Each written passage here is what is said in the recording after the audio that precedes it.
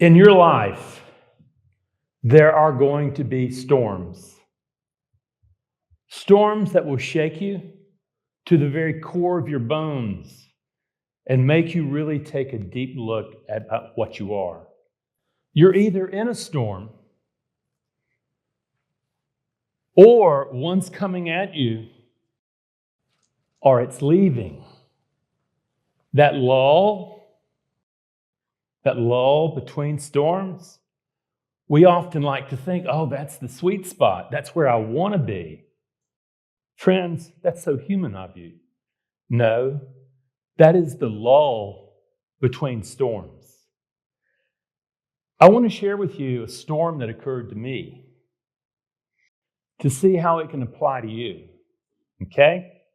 A number of years ago, as a matter of fact, 7 years ago was my last speaking engagement because I had invented myself as a trader psychologist, and I was training at elite institutions in China, in Singapore, Hong Kong, Japan, Australia, and Europe. It just seemed the good times were going to roll on forever. It was blue sky. And then I landed in Beijing. The first day was great. It was clear and stuff like that. The next day, I'm sitting there on the 25th floor of a hotel, and there is a fog bank coming toward me. But this is no fog. This is smog. I'm on the 25th floor. It engulfs the hotel, including me on the 25th floor. It turns out the lights in Beijing. That, friend, is what I breathed for 2 weeks as I was teaching and lecturing. And it started getting me almost immediately. I started having a very serious congestive problem. I was just coughing a lot, and it was tough. When I got back to the States, it took me 2 months to get over this condition with my bronchitis and stuff like that. But in less than a year, I was diagnosed with cardiac sidosis, which is basically the immune system being triggered by pollution to attack the heart. And it just doesn't make it makes the heart leather. Okay? It's not like you can pick it up and stuff like that. It is leather. And I fell through this, and before I knew it, I had not just entered that, I had gone into heart failure to the point where I was incapable of walking. My wife would have to steer me around to all my appointments in a wheelchair. And I wasn't thinking very well. And I was put on something called rocket fuel. It forced a leathering heart to beat. That's among many other different drugs I was on. At the same time, understand, I maintained my practice. I'm on Zoom. I could sit there, not being able to walk. I could walk 2 or 3 feet before I'd sit down. That went on, but the problem is that I would also build up fluid in my body that I'd have to go to the hospital and then have to drain. When they drained, it ended up causing gout, severe gout, a number of times. I'm in the hospital at Christmas, and I have fallen off the side of the cliff. They're looking at me. They don't know if I'm going to live or not. I'm sitting there, and I have this vision, and I'm looking at a door. It appears, it's a big door, and it opened very, very slowly as I watched it. And I said, oh my God, this is the door between life and death. Is this my time right here in this intensive care heart unit? I said to that door, I said, if it is my time, I am ready. But it is not my choice. There was silence. You could hear the silence. And out of that door came these words: it is not your time. You have more work to do. And it was gone. I'm back in the hotel, in the room, all cranked up.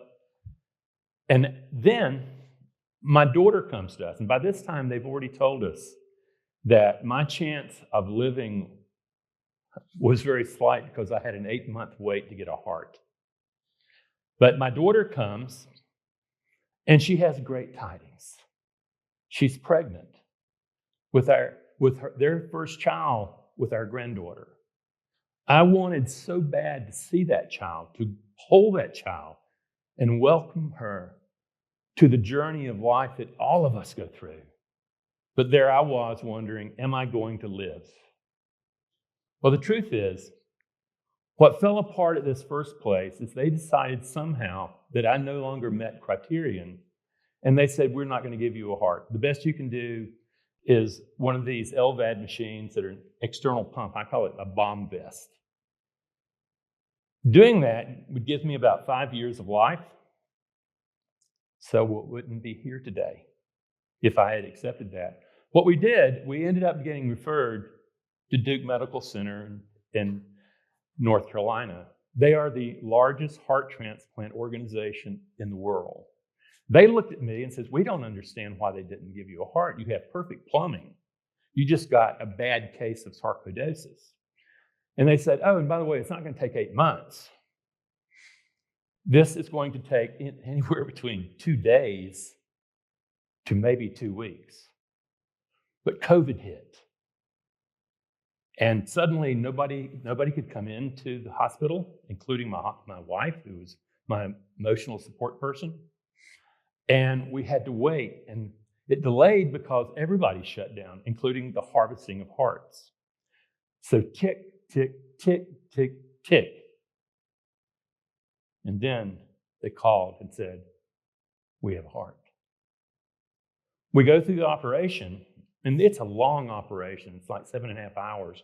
And I woke up in what is known as medical psychosis.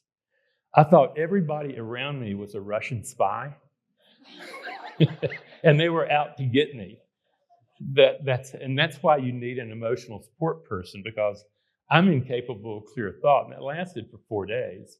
But all that's gone. I'm now in recovery. And a doctor comes to me and says, Randy, your attitude about your recovery, the ability of you walking to get the heart used to one another in the body, is the difference between life and death for you.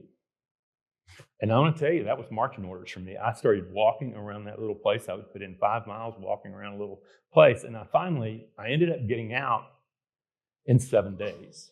It usually takes a person that goes through a heart transplant that anywhere from 2 weeks to 2 months to be able to get out of the hospital.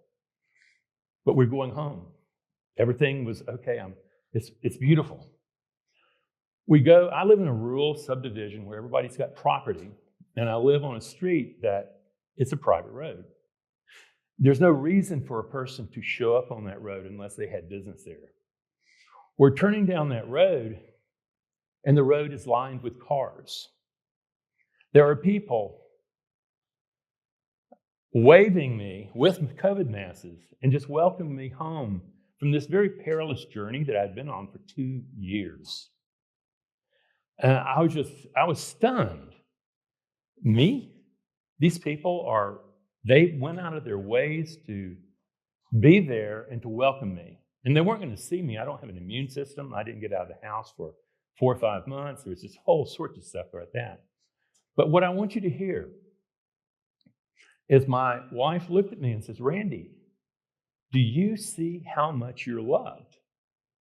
In addition to that, I had over 30,000 people praying for me. That's some total strangers, some people we know, some all over the place. I felt enormous support. And what I vowed when I was in that hospital, as I was facing this, is I teach people how to build an empowered mind to engage uncertainty. The uncertainty of saying, I want to win, but the truth is I have no idea if I am or not. But this is on a massive scale. And what I realized, I had to do the same thing for me that I teach people. I had to find the discipline of a ruler. I had to find the courage of a warrior to face this situation. I had to find the self-soothing, the self-compassion of a caregiver to be able to bolster me, to be able to build me up. And I also needed the clarity of thought of a sage. These are things I teach people how to have when they engage uncertainty. I pulled that up, and it was severely challenged. But I came out alive. And the truth is, if I can do this, anybody can. I'm a knucklehead. And I can promise you that the same way that I was able to grasp that, to be able to build something, and to be able to show myself how powerful that I could be in the world, that is for you too. My story is not about me. It is about the potential that dwells in you right now. Your job is to learn how to tap into it, to grow it, so that it becomes what I call the resonant programs in the mind. What happens? You join the journey and you welcome the storms. They're your teacher. They teach you to get past all that crazy ego stuff and to find a much higher way of being in the world. Friends, this is something for you. This is something that you can bring forward, open up this journey and build this kind of mind that can engage this kind of stuff, this kind of adversity. It's right there in front of you. I invite you to seize the day. I invite you to claim who you really can be.